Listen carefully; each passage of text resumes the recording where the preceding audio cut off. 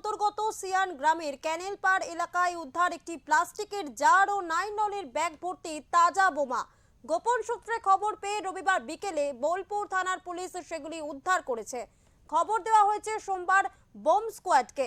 ইতিমধ্যেই বোম নিষ্ক্রিয় করার প্রক্রিয়া শুরু হয়ে গিয়েছে। তবে কে বা কারা কি উদ্দেশ্যে সেখানে এই বোমাগুলি মজুত করেছিল তা জানতে তদন্ত শুরু করেছে পুলিশ।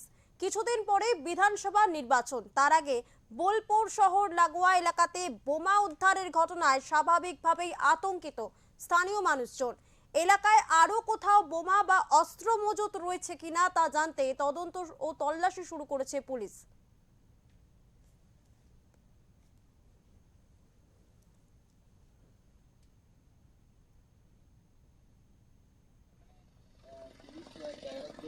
গ্রামের মধ্যে কিছু আছে না।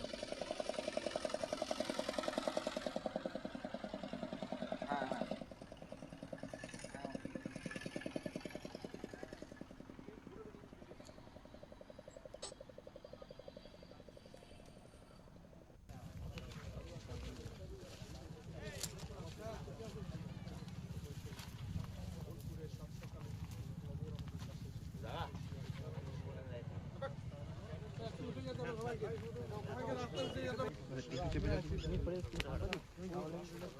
বিশাল কোস না ফ্রেম চলে আসছে।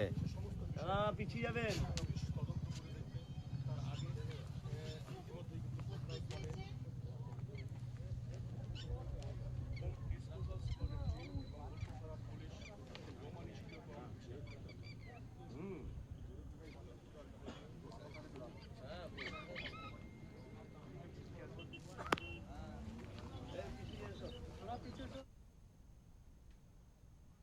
এই বিষয়ে কথা বলবো আমাদের প্রতিনিধি প্রীতম দাসের সাথে।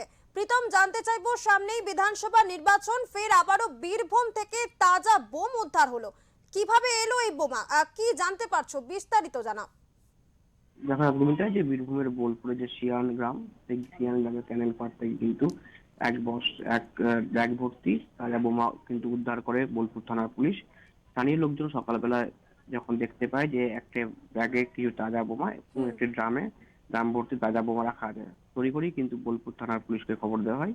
বোলপুর থানার পুলিশ ইতিমধ্যেই কিন্তু গোটা জায়গার স্থল কিন্তু ঘিরে রেখেছে। বোম স্কোয়াডকে খবর দেওয়া হয়েছে, বোম স্কোয়াডের দল এসে বোমাগুলো নিষ্ক্রিয় করেছে, এমনটাই কিন্তু খবর উঠে আসছে। এই বিষয়ে প্রীতম, জানতে চাইবো, এই বিষয়ে পুলিশ প্রশাসন সূত্রে কি জানা যাচ্ছে? গোটা বিষয়টা কিন্তু ইতিমধ্যে তদন্ত শুরু করছে বোলপুর থানার পুলিশ। কে বা কারা কি উদ্দেশ্যে এই বোমাগুলি রেখেছিল তার তদন্ত ইতিমধ্যে শুরু করেছে। ধন্যবাদ প্রীতম। বিধানসভা নির্বাচনের আগে ফের বীরভূমে উদ্ধার হলো বোমা। তবে কে বা কারা এই বোমা মজুত করেছে তা এখনো স্পষ্ট নয়। ঘটনার তদন্ত শুরু করেছে পুলিশ।